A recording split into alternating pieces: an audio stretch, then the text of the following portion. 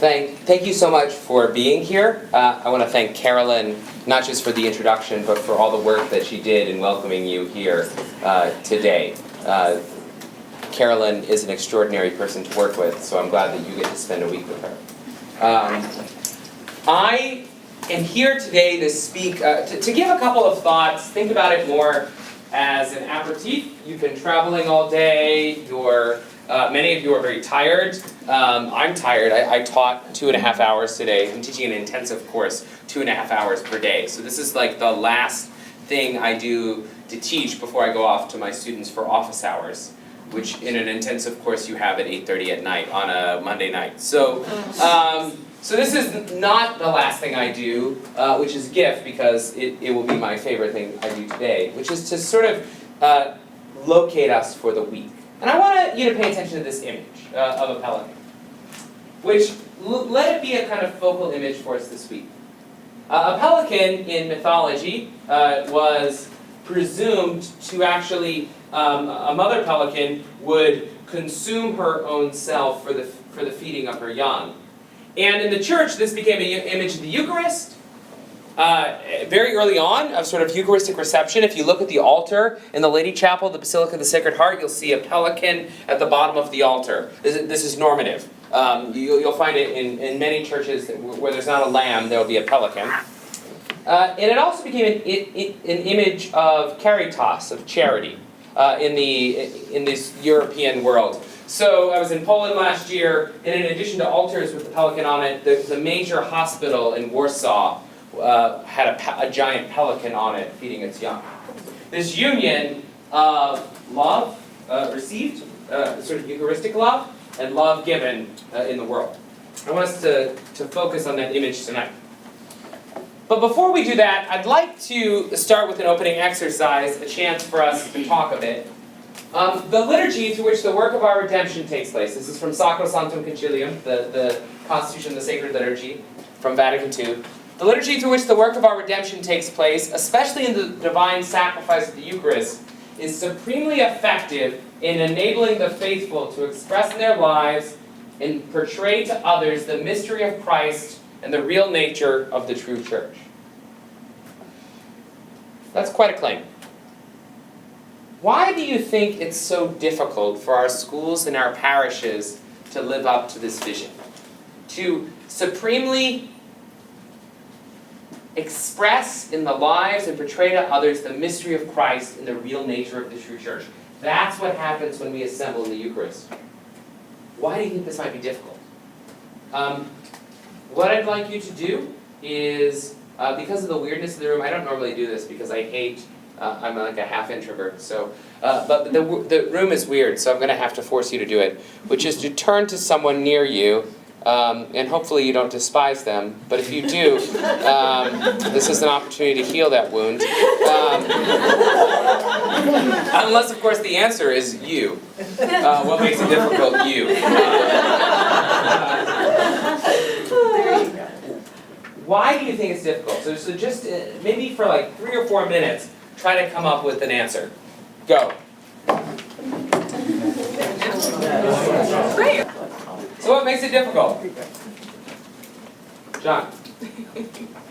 One of the things I tell people when I'm coming here is that it is just good to immerse myself for a week with a bunch of other people and just talk about liturgy, how we do liturgy, how to do it better, how to get the people in the pews to be as inspired as we are, and I think that's pretty much what we're talking about right now. Sure. And the two things that occur to me is maybe we as preachers, maybe we as readers, maybe we as musicians aren't inspiring enough. Well, and you know me better than I do.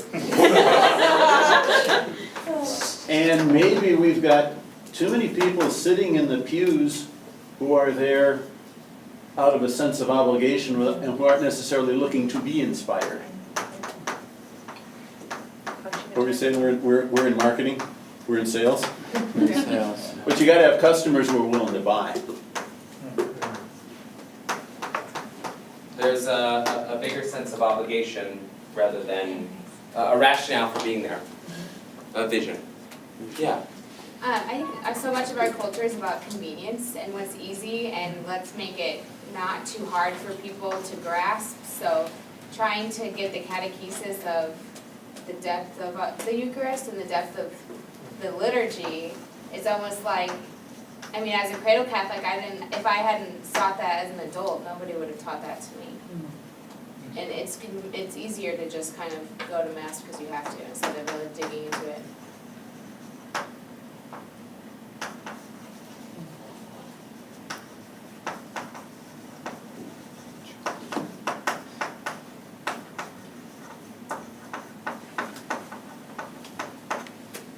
Convenience is there, going is sufficient, although one could argue that the going is becoming more complicated insofar as numbers don't look like they're rising.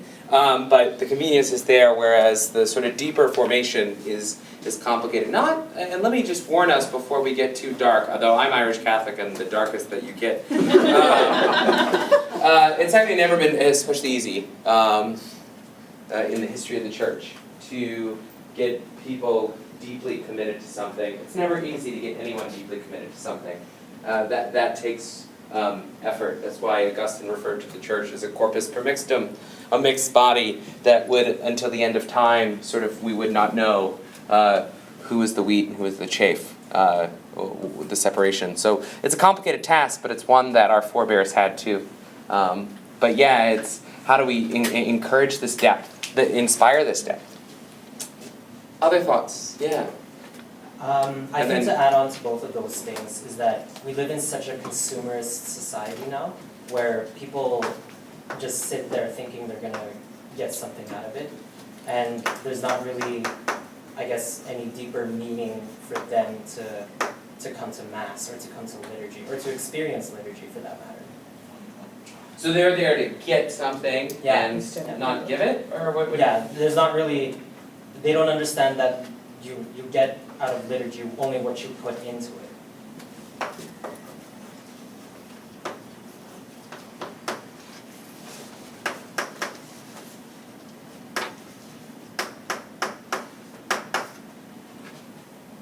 There were two people with their hands here. I want to acknowledge both of you. Right here, right here. Okay, I was just going to say that people are so different and their needs are so different that it's hard to reach all those differences.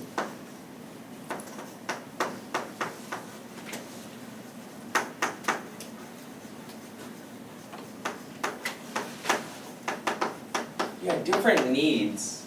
I'm teaching this course on catechesis this next 3 weeks, which feels like 1 week. And Augustine in De Catechismis Rudibus on instructing beginners in faith notes that there's a variety of reasons that people will come to us and not come to us, and we have to know those reasons. We have to know the needs. And the idea that we can simply proclaim a universal truth and it will work with everyone just doesn't work. How do we, as Augustine describes it, he describes a mother chick who bends down to feed her young. How do we feed those across cultures, across ideological differences, across a lot of differences that meet their deepest need, which is the salvation of the human person, not their entertainment, not their engagement with their salvation, which is really what we're doing. It's about salvation. Entertainment's relatively easy.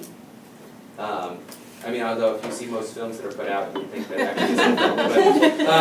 But entertainment is relatively easy. Salvation is what we're in the business of salvation business. What strikes me with this is I feel like people get stuck in the humanity of the church and the bounds that places on the liturgy. It's getting past the what the human sense of liturgy is versus the divine reaching down to earth that we're trying to elicit from people. But if they can't see past the bounds of their senses, they get hung up on the priest has a strange homily, or I didn't like the song the choir did, even though we're trying to draw them to a deeper truth. It kind of goes with the catechesis thing, but It's the human bounds of the divine thing that is happening and we're trying to convey. There seems to be a sense, let me think through this with you.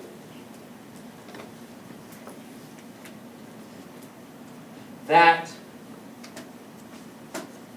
one of the reasons I go to Mass, okay, I have young children, and I don't go to Mass, I don't go to Mass in any effective way. In any visibly tangible, efficacious way. My daughter last week, we went to the Basilica here at Notre Dame, and I spent Mass is an hour at the 10 a.m. They guarantee it because they tape it for Catholic TV. And I spent 47 minutes in the foyer, sort of pacing with her because she's learned to walk, and that wins. We looked when incense came up. She was like, that's something that engages me, and I think that was it. That was our time. And if I looked purely at a series of things that I used kind of criteria of what I would call the judgments that I would make, which is, actually I don't get a lot out of this, strictly speaking. And I probably, I'm gonna make this claim, could get more out of praying alone in my home right now, as far as like an efficacious event of prayer, than taking my children to Mass. But that would be a sort of very criteria that I think I'll call your human criteria, right? Like I don't hear the homily, I don't pray the Eucharistic prayer, I'm not even there. I'm literally not there. Blessings for my parish right now that has a nice sort of, what are those things called? No, not a cry room, not an aisle either, though I have those. Cloisters with speakers. And so I walk up and down the cloisters listening to things. And because I won't take them in the cry room, because I know as soon as I get them in the cry room that's like when the disaster really happens, because there's too many human beings, and so I listen in the cloister. But if I sort of make this assessment, this is inadequate, I'm doing something else even by being present. There's a deeper divine meaning in assembling on the Lord's Day with the body of Christ, with the people of God, with the temple of the Holy Spirit, and that simply by being there as assembling, I'm doing something, entering into divine life. And I'm offering my sacrifice of this point in time of my life to Christ. And there'll be another stage of life where my children don't want to go to Mass at all. And then maybe they do. There's going to be these stages, but this is part of the offering, this deeper sort of sensibility, this divine reaching down, wanting to be in the presence of the Lord, in the presence of the assembly, and on the presence of the Lord's Day when our Lord Jesus Christ rose from the dead. And that's written in my bones, whether I hear the homily or not. That's the kind of formation that's hard to get. That's not easy. That takes roughly 15 years of theological education, and 3 years of seminary formation, and a deep, deep Irish Catholic family life. All of that. And so how do we do that? Intentionally rather than accidentally. I had a hand up here, and then you had your hand up as well? Okay, hand up here, yeah. Succinctly, it was, overall, I had more questions than answers to this, but Great. At the end of the day, succinctly, what I've noticed overall is we don't live what we eat, literally and figuratively speaking. Because in the Eucharist, we, consume the body of Christ, and we're supposed to take it with us as we, outside of the confines of the church, and take what we do on Sunday and live it in our life. Figuratively and literally. Right. Yeah, that there's a witness value that we're required to live, that we haven't entirely done so yet. Last comment. It's always intimidating to be the last person. Yes? Could we ultimately just kind of say, based off of all of this, is that it's hard to portray this and it's hard to engage people because they themselves are not really sure why they're there. I mean, there used to be, I think, it's just a sense of obligation or guilt or what have you that encouraged people to go to Mass every week, and it was an expectation. And now society doesn't give that expectation, and people, because they don't have the full understanding of what the Mass is and what the purpose of what the Eucharist is, there's not a draw. Like, we had a change in priest and we have a lovely new pastor, and people still will go and follow the old pastor because it seems like they just don't understand why we're gathered there in the first place. Yeah, we're a cultural change. Yeah. And I think we have to acknowledge that, and that's why we have gatherings like this to think creatively through it. Pope Francis refers again and again, you can't keep doing old things just because they're old. And I don't mean that you can't reclaim tradition. I'm actually in favor of that. I'll talk to you about that today.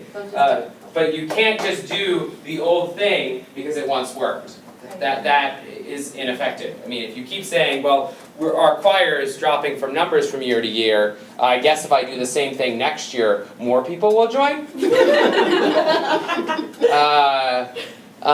There needs to be new energy, new vigor, new approaches, and we have to think through this. And that last comment was a great comment, because it provides a kind of inroad to what I want to claim today, which is one of the reasons it's so hard, and it's based on the title of my talk, is forgetfulness and fragmentation.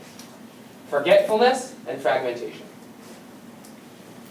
And I want to start with a video you know well, I have no doubt, which is a speech by Dr. Martin Luther King, the speech by Dr. Martin Luther King, Jr.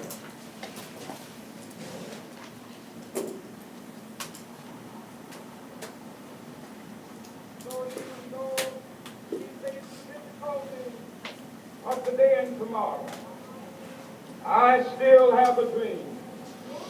Consumerism. It is a dream deeply rooted in the American dream. I have a dream that one day this nation will rise up and live out the true meaning of its creed. We hold these truths to be self-evident, that all men are created equal.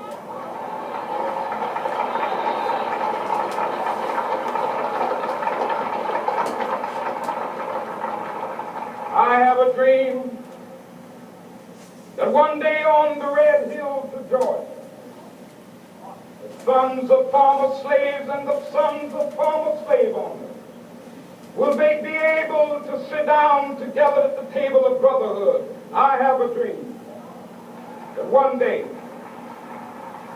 even the state of Mississippi, a state sweltering with the heat of injustice, sweltering with the heat of oppression, will be transformed into an oasis of freedom and justice. I have a dream. My 4 little children will one day live in a nation where they will not be judged by the color of their skin, but by the content of their character. I have a dream today.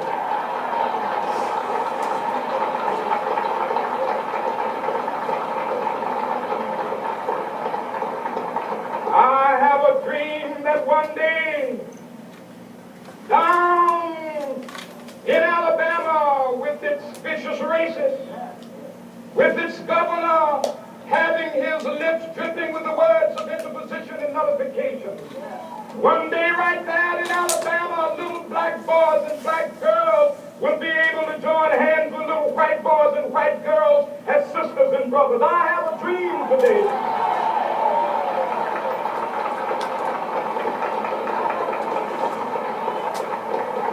I have a dream that one day every valley shall be exalted. Every hill and mountain shall be made low, the rough places will be made plain, and the crooked places will be made straight, and the glory of the Lord shall be revealed, and all flesh shall see it together. This is our hope. This is the faith that I go back to the South with. With this faith, we will be able to hew out of the mountain of despair a stone of hope. With this faith, We will be able to transform the jangling discords of our nation into a beautiful symphony of brotherhood. With this thing, we will be able to work together, to pray together, to struggle together, to go to jail together, to stand up for freedom together, knowing that we will be free one day.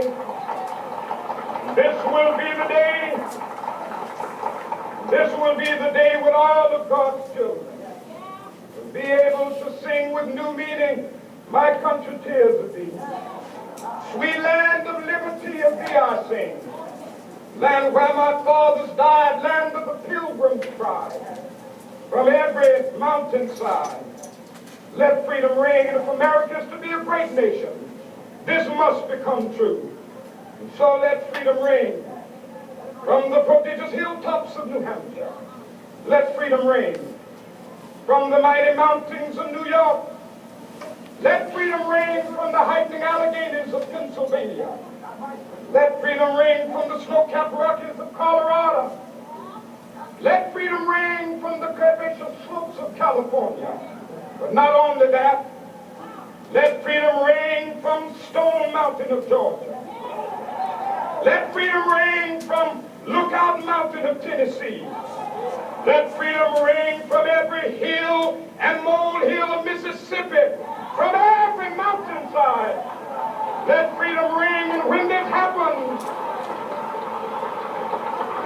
when we allow freedom ring, when we let it ring from every village and every hamlet, from every state and every city, we will be able to speed up that day when all of God's children, black men and white men, Jews and Gentiles, Protestants and Catholics, will be able to join hands and sing in the words of the old Negro spiritual, free at last, thank God Almighty, we are free at last.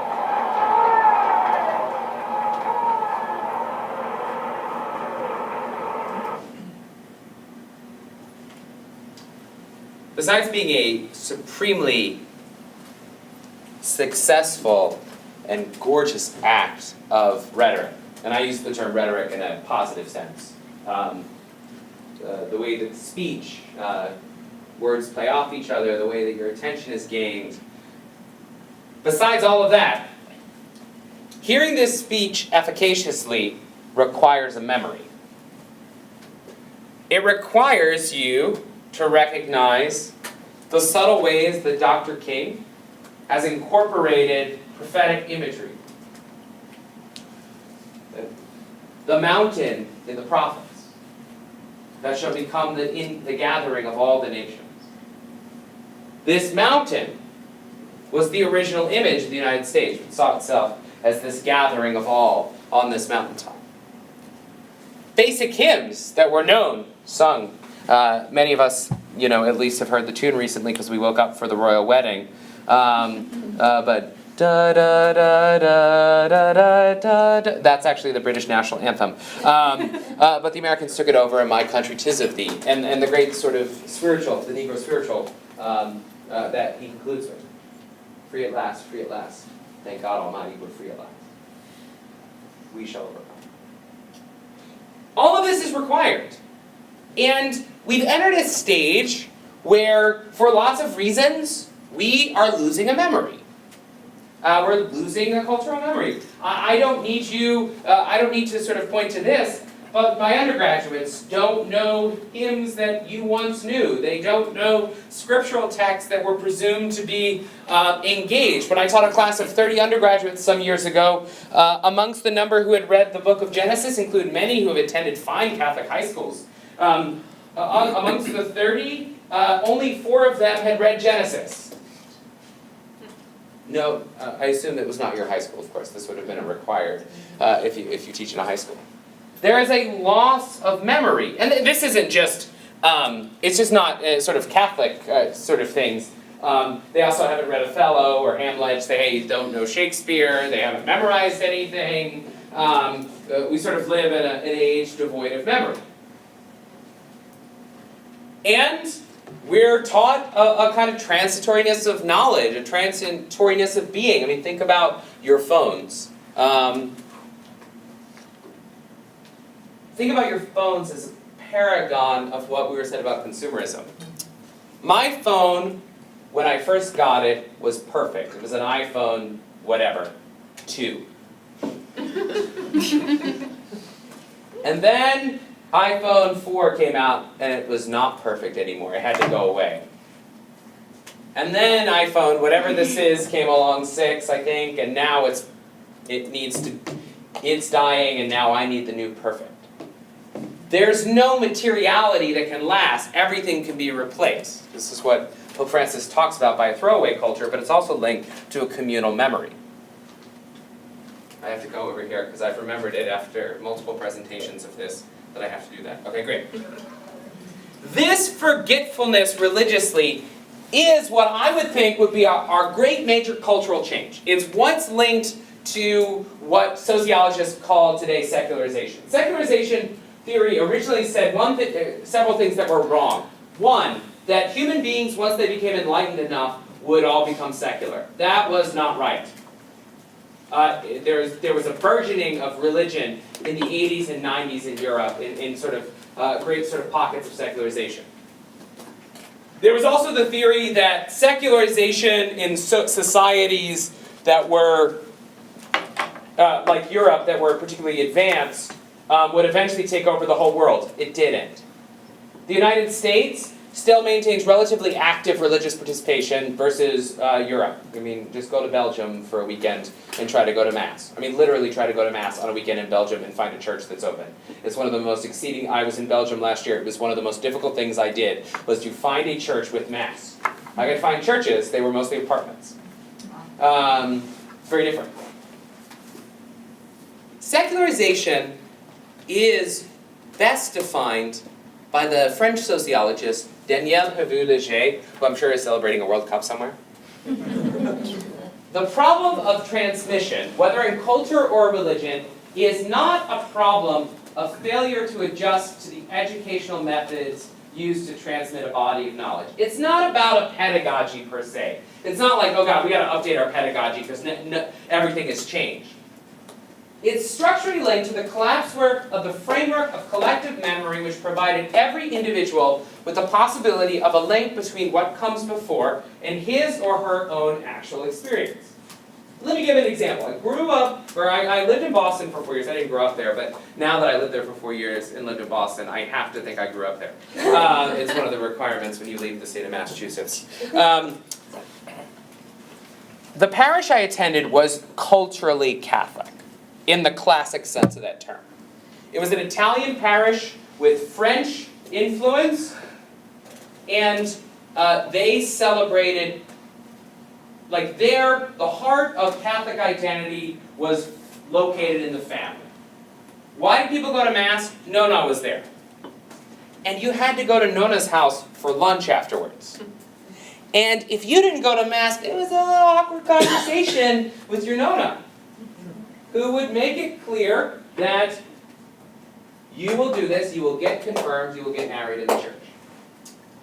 There are no more Nonnas. No, that's not to say all grandmothers are gone. There are no more Nonnas. The cultural memory doesn't exist. The Nonna is gone in a lot of our places. Not everywhere. The Hispanic Catholicism is actually quite alive and well. Filipino Catholicism is alive and well. Of course, I think American culture will eventually defeat anything, so the prospects for it can be dangerous. But there is no longer this figure that passes on memory, and so what you're left with is forgetfulness. You're left with a sense of what is the memory that makes sense of our life.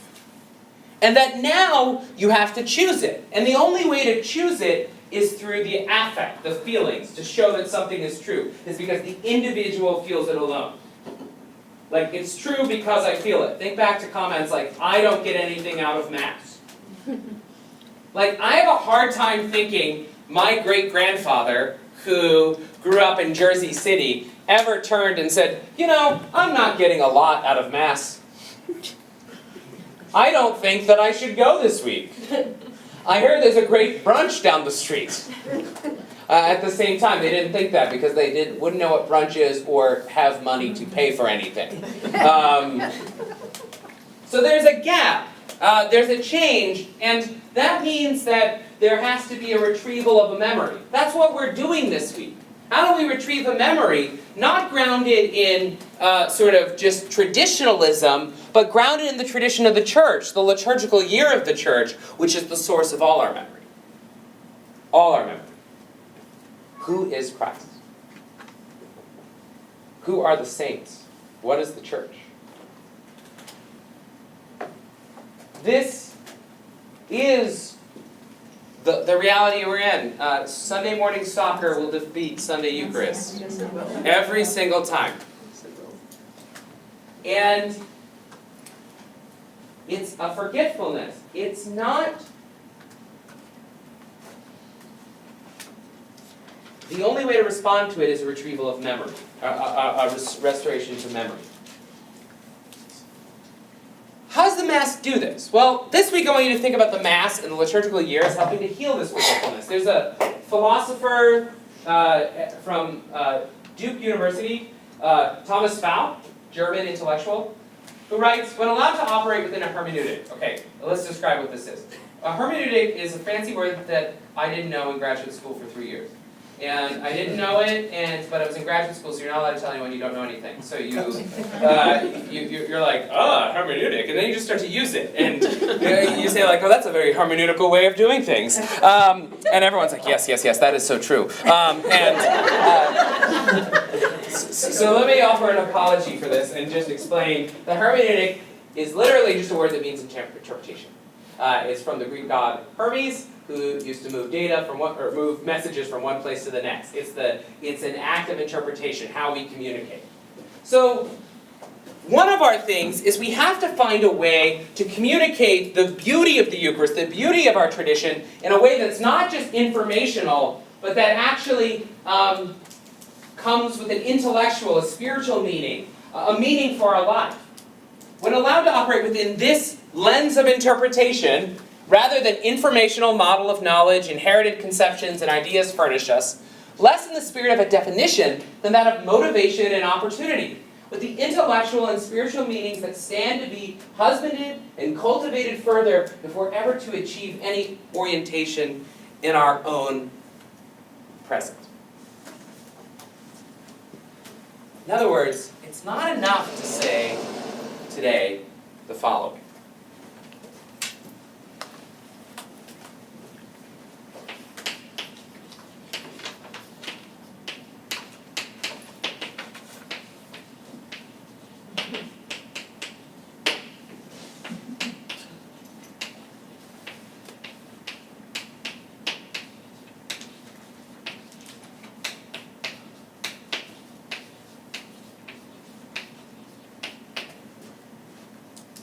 You can teach those definitions with quite ease.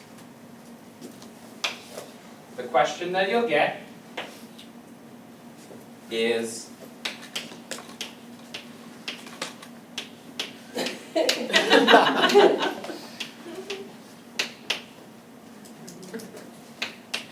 what?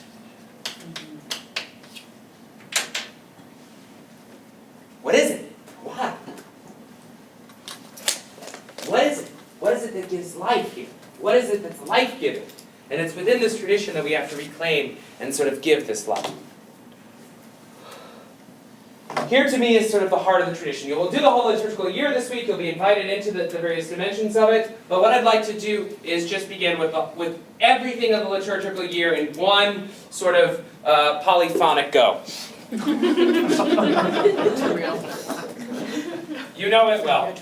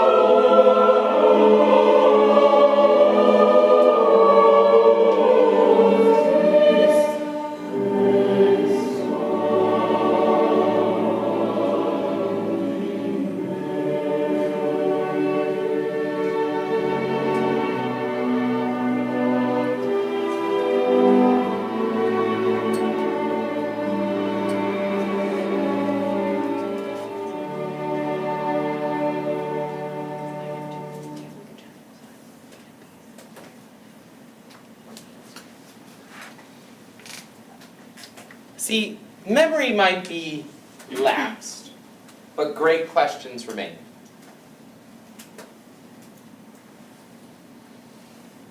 Young people wonder what they're supposed to give their life to. They struggle with friends who die, grandparents who die, parents who die, death. Young adults wonder what failure is for the first time often, or how they deal with failure, how to deal with a life that didn't go the way that you thought it was going to go. What's the good that I give to the world? What's the ultimate sacrifice I want to make? What's the good that I seek to instantiate? Adults wonder what the hell they're doing with their children. Are they passing on anything of value? What is value? What is the great value that I seek to pass on? How do I get my children to care about anything besides themselves? Not an easy task. What do I do when our children are gone? What is love? Maybe don't hurt me, no. What is love? What is love? What's friendship? And eventually, what does it mean to die? To die well. To die in Christ. To die when I reach the end of my life, as I think about it, what is death? And the church does have an answer to this. It has the greatest answer possible. And this is why I love this text. And no matter what setting you like it in, the text is an encapsulation of everything the church professes. Hail, true body, born of the Virgin Mary, truly suffered, sacrificed on the cross for humanity, from whose pierced side flowed water and blood. Hail, true body. Christ who became flesh. The Word that became flesh. The meaning of existence, all of our deepest answers, all of the answers to our deepest questions comes from the God who became flesh, who did not shun the totality of love, born of the Virgin Mary, that born from, that born out of the Virgin Mary, born in flesh, born the way that children are born, like uncomfortably, through a very narrow space. Squeezed, coming out blotchy.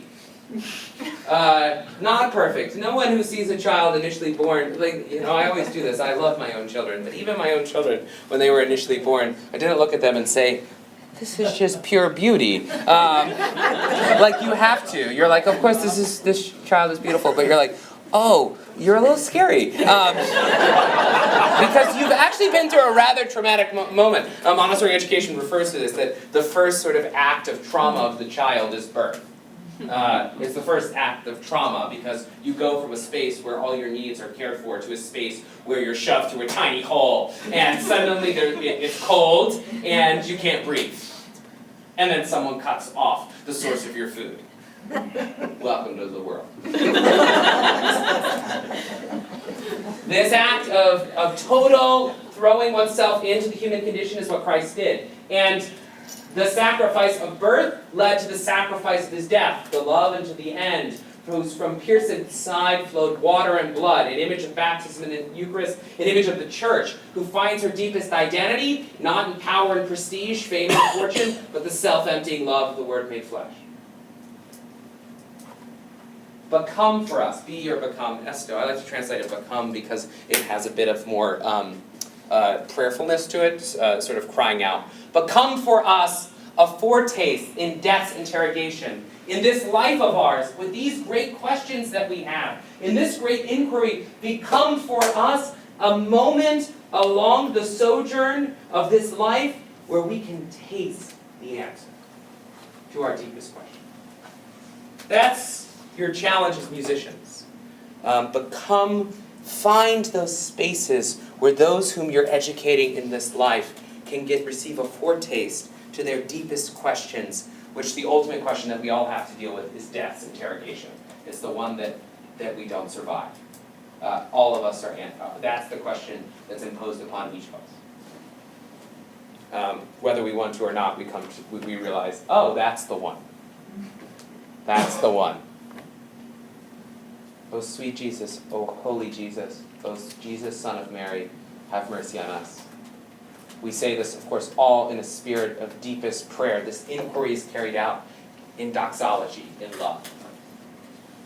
That's the memory the Church seeks to offer. But that's not our only problem. I think I would have learned this, but I still didn't. There's also the problem of fragmentation. So if what part of our problem is a forgetfulness, the other problem is we don't really like each other. We tend to reduce everything to politics, presuming that actually the best way to sort of solve all of our problems is through political strategy. This is from the Reformed philosopher and sociologist Jacques Ellul. The political point of view allows people today to escape values, to obliterate the reality of human situations, which are individual situations and therefore no longer of interest. What is true and real is hidden under politics. People carry posters and in a leisurely way discuss future plans and revolutions. Political considerations permit us to think that we have the general solution because they permit us to do away at one stroke with all human reality and the search for truth. We reduce all things to politics. There are sides on everything. Sometimes I accidentally get to the gym in the morning and I am invited to watch cable news, and it becomes very clear. The liberals are super wrong, and actually so are the conservatives. Everybody is wrong and no one has humanity anymore, and there's nothing shared in common. Everything is political. Every single thing. Tell me where you belong. At the end, I'm just going to do an exam to figure out what you believe in and where I can situate you as a human being. I'm not going to do that. And in fact, this is carried out in our church. Our parishes are the same. I attended a conference on polarization at Georgetown that I was invited to attend, and I stole these things from Pew Research. Thank you, Pew Research. There. And they said the following. Here's the reality amongst Catholics. So, opinions about immigration. Among Republicans, immigrants strengthen our country because of their hard work and talents. All Republicans, 42% say that. Catholics say 47%. Are a burden on our country because they take our jobs, housing, and health care. 44%, 42%. Democrats, 84% would agree that immigrants strengthen our country. 12 and 11% would say this. Catholics, Republicans, are more likely to follow whatever line the Republicans are bestowing about immigration than they are than anything that Bishop Flores, for example, in Brownsville, Texas, is saying. But lest you think I come to heap blame upon the Republicans, think wrong. Opinions about the legality. Percent of people who say abortion should be legal in all most cases. 38% for all. Catholics say 35% among Republicans. Illegal in most cases, 61. Among Democrats, 75% says legal in all or most cases. 70% legal in all. 27. Our parishes are more likely to identify, whether they actually admit it or not, with the fact that they're Republican or Democrat than that they're Catholic. The individuals in our parishes are more likely to find their primary identity from a political narrative than in the beginning was the Word, and the Word was with God, and the Word was God. And the Word became flesh and dwelt among us. And the light shines into the darkness, and the darkness shall not overcome it. They're more likely to find their identity from Rachel Maddow or Sean Hannity than they are from Father so-and-so. Even if they preach on this, they're more likely to find their identity. We've separated into enclaves that pass this on. Or as I received in my magazine the other day from my local suburban community I live in, Granger Living, I had an opportunity to move to Shamrock Hills, a nice enclosed enclave. Away from what? People who are not like me, people who don't think like me, people who don't have my kind of money, because the house was $850,000, so it made quite clear who was welcome and who wasn't. Our parishes have become this. We're polarized in this sense. And a lot of this has to do with our inability to understand what community is. If the Eucharist is the great sacrament of love, as St. Thomas Aquinas said, it's the great sacrament of love that draws us together into a communion of love with one another. But we live in a space in which we actually don't seem to like spending time around one another. We have what David Masco McCarthy in his Sex and Love in the Home, Theology of the Household. It's very important that you put a theology of the household if you Google this, because if you write Sex and Love in the Home, that's a very different Google search term. Side note, my wife once was shopping for a Boston Celtics sweatshirt for me when we lived in Boston, and she went to Dix.com on her parish computer. You would think Dix.com was the home of the sporting good company Dix. It was not, it is now. Dix obviously purchased that domain name once the other people were done with it. So that was one of my wife's most horrifying moments in ministry. Was, oh no, I just looked at porn on the parish computer.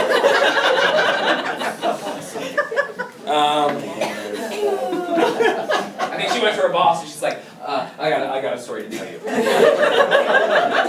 after Bless Me Father. Yeah, Bless Me Father. That was the tension. Okay, closed versus open family. A good deal of American life has become oriented around a closed conception of the family. The closed family understands its health and well-being in terms of emotional and financial independence. Homes are set apart in a neighborhood tied together by recreational interests and practically oriented to the outside world through contracted services, salary, wage earning, and consumption. I mean, it's homes where everybody sits on their back, not on their front. Families make money, why? So they can go on vacation and do side leisure trips. You would never invite your neighbor's kid over to paint your house, because your neighbor's kid is probably crappy at painting houses. And the thing about crappy house painters is you have to kind of teach them how to paint, right? Like, okay, here's how to do it, not that, no. So you got to get involved in this life of this kid that you don't want to. So you hire, the people I hire. Open families are different. It's actually ironic. We moved to the suburbs, and I never realized what I was missing until I moved to the suburbs. We moved to a cul-de-sac in a neighborhood that's transforming its identity. Where it used to be full of older people in homes, and now all these younger families are sort of in these homes. And now, my wife, who's staying at home with our kids right now, and spouses from other homes who are staying at home with their kids, start to hang out on the cul-de-sac at 3:30, 4 o'clock with these kids. It's like, it looks like Lord of the Flies. And they start talking and sharing things about each other's lives. And I travel a lot, so the other spouses will say things like, hey, I'm going out to the grocery store, you want me to pick something up for you? I know your husband's out of town. And now we're babysitting each other's kids, just sort of in a kind of exchange. This is, by the way, it's not economy of gratuity, it's an economy of exchange. You watch my kids, I'll watch your kids. We're involved in each other's lives. We're having a giant block party on Saturday in our cul-de-sac. We're involved in each other's lives. We're inescapably involved in each other's lives. My wife, when I got home the other day, was able to tell me that one of the daughters was in a car accident, and everything was okay, but Joni, the mother, drove over her kid's bike, and everything is fine, but like I know more about their lives. I know them. I know these people who, I lived in my other house for 4 years, and I did not know either of my neighbors' names. They were there, and I was there. I was different. How can we expect to form a Eucharistic community of love, right? If the Eucharist forms our parishes in love, it's the reception of total love, the memory of love that's given. But the memory of love that's lived, how can we expect it if they don't actually even know each other? If no one knows each other? If you're a parish of anonymous human beings who, if you're involved in each other's lives at all, are involved in schools where it's really about hobnobbing over each other's children's accomplishments.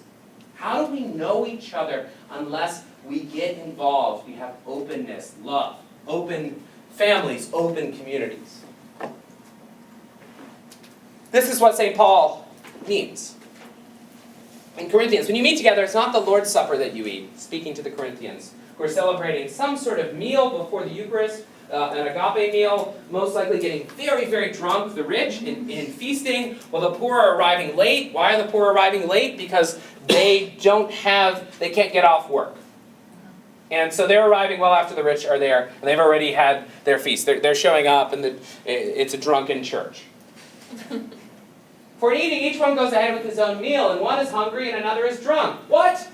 By the way, if you ever think like we have problems, just read Paul. What, do you know that house is to eat or drink in? Do you despise the church of God and humiliate those who have nothing? What shall I say to you? Shall I commend you in this? No, I will not. Paul is direct.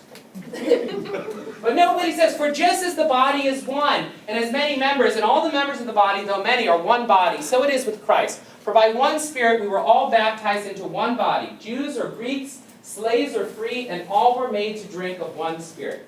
We have beaten the junk out of this text. It doesn't actually have the resonance it needs.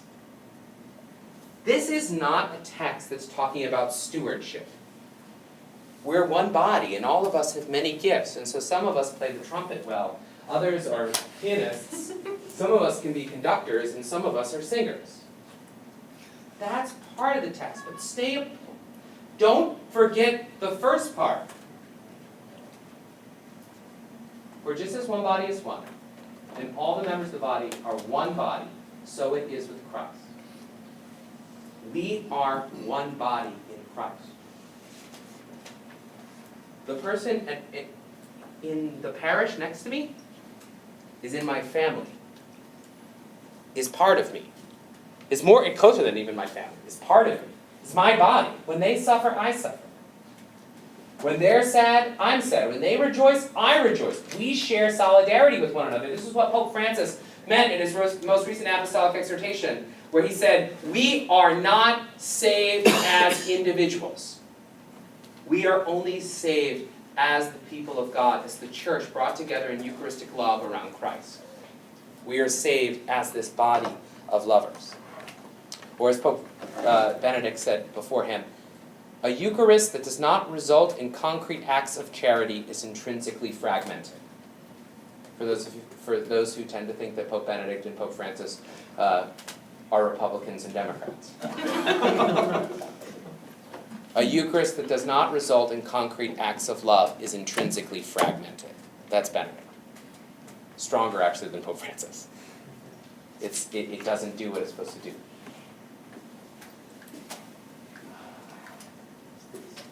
Okay, so this week I want you to think about these twin concerns of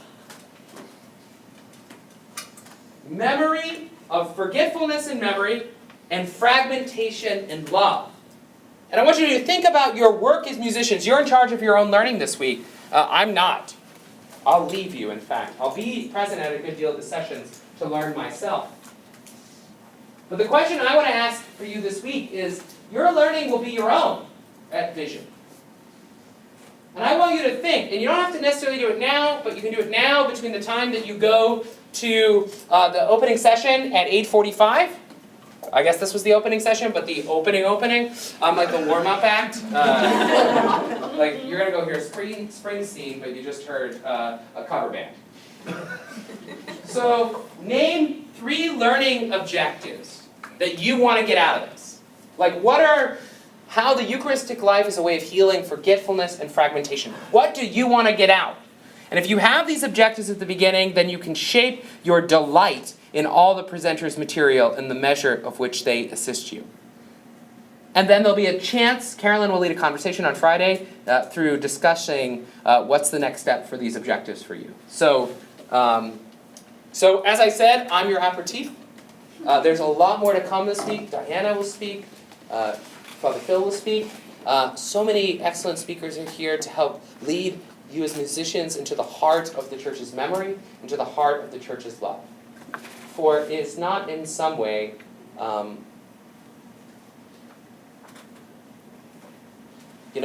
People say Augustine says this, so we'll just allow it to be true, even though I'm not sure he did.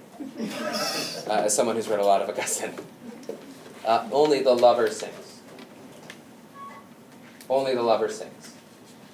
Only those who love will sing. I think about this a lot with my son. When he's so full, I do a lot of work in Montessori education and the work of Sophia Cavalletti. And 3-year-olds are made for love. 4-year-olds are made for love. 5-year-olds are made for love. Love is part of who they are. And that's why, at least as I explain it to myself, my son sings perpetually. Because for him, this love reaches out so intensely that the only way to offer himself is through song. And so this week, become, once again, lovers. Lovers of the Eucharistic Lord who comes to meet us every day, who's present among us everywhere, in churches and tabernacles throughout the world. And in this, we will reclaim a memory of love that can renew the face of creation.